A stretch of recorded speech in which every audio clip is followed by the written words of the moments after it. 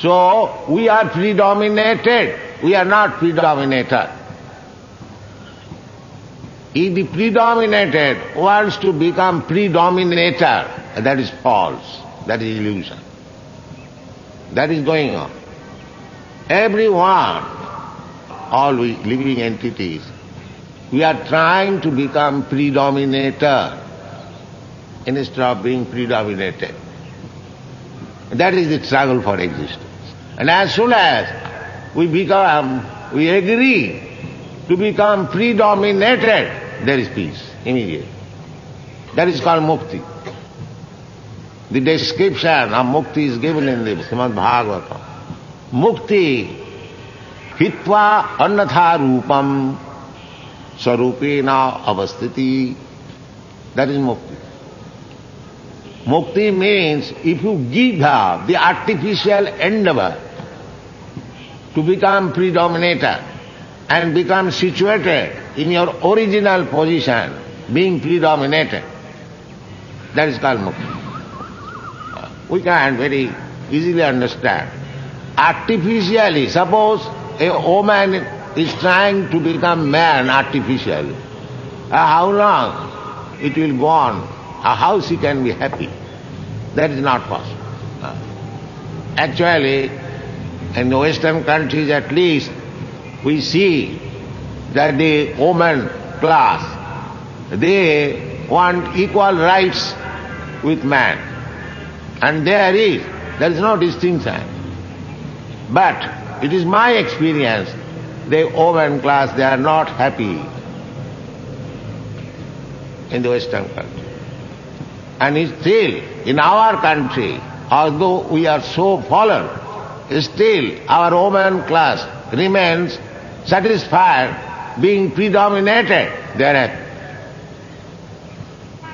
They are happy. That is my practical experience. So I do not wish to discuss this point very much, but according to our Manu Samhita, it is said that woman should not be free. Na satantratam arhati. Satantrata is not allowed to the woman class. Actually, we have seen by experience, those who are under the domination of the father, when still they are not married, they are happy. Those who are under the domination of the husband, after being, they are happy. And those who are under the domination of elderly children, they are happy.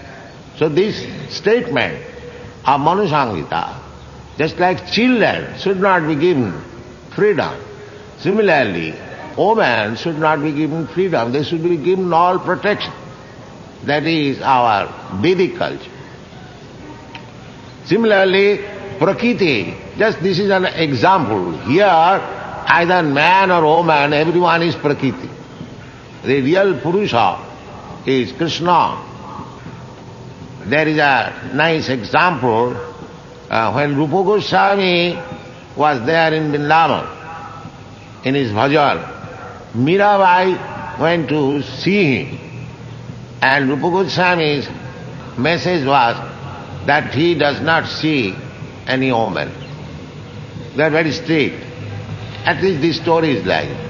The Meera challenged that I came to Vrindavan, I know that only Krishna is Purush here and everyone is woman. So how does it mean that Rupa Goswami is declined to see another woman? So Rupa Goswami agreed, yes, I am mistaken. Yes, Krishna is the only Purusha. So, Purusha means the enjoyer, and Prakriti means the instrument of enjoyment. Prakriti, energy. Just like here we see one man is very big rich man, but he is enjoyer by utilizing his energy. Similarly, the whole cosmic situation, whole creation, is the supreme enjoyer is God. Therefore Krishna says in the Bhagavad Gita, Bhoktaram Jagatamasam Sarvaloko Maheswaram Sridam sarvabhutana gyata mam shantimicchati. If we want really peace, then we should understand these three things. The Krishna, the Supreme Personality of Godhead, is the enjoyer. We have to serve Him for His enjoyment. That is called devotional service, transcendental loving service. Just like the master is there, and for his enjoyment there are so many servants, they are engaged in his service. That is our position. Mamaivangsha jiva bhuta. You take in so many ways. Our position is to serve Krishna, and by his pleasure we shall be pleased. There are so many instances. Yatha tarodmula nisechanena tippanti tattanna bhujopashakha pranopaharat jathendriyana tatha sarvahanam achyutaijya. Just like if you pour water in the root of the tree, all the branches, twigs, flowers, leaves, everything becomes nourished automatically. Similarly, if you put foodstuff on the stomach, then all the indriyas, all the different limbs and parts of the body automatically become nourished. Similarly, Krishna is the origin of everything, root. Aham adidhi devana. Aham sarvasya prabhava matta sarvam pravartate. Therefore, if we try to understand Krishna, if we try to serve Krishna, then our life will be successful. Otherwise, no, that is not possible. So this Krishna consciousness movement, we are preaching all over the world, that Krishna is the origin.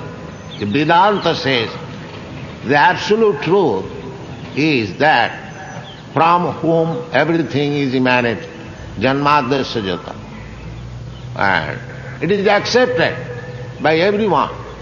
Krishna is the Mool Purusha, the original person. Brahma says in his Brahma Samhita, Brahma is supposed to be the original person within this universe. He accepts Krishna, Sarva Karana Karanam, Ishara Parama Krishna, Sachidananda Vigraha, Anadi Radhi Govinda, Sarva Karana Karanam. So this Krishna philosophy means to understand Krishna as he is, without any interpretation. And if we actually understand Krishna, then our life is successful.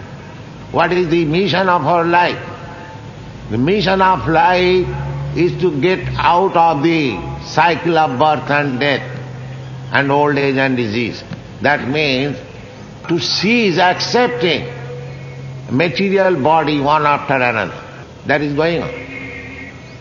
We are wandering throughout the whole universe in different planets and different species of life. We are spirit soul. We don't require to accept this material body, but we have accepted it somehow or other. Dehinasmin jatha dehi kaumaram jovanam jara tatha dehantaram prapti. In this way you are wandering throughout the whole universe. But if we want to stop it, if we want to become again originally situated in our constitutional position, then we must understand Bhagavad Gita as it is. We must try to understand Krishna as he is. Then our life will be successful. Takta dehang punarjanma naiti mameti konte. Go back to home, go back to God. This is very simple philosophy. And everything is explained in the Bhagavad Gita.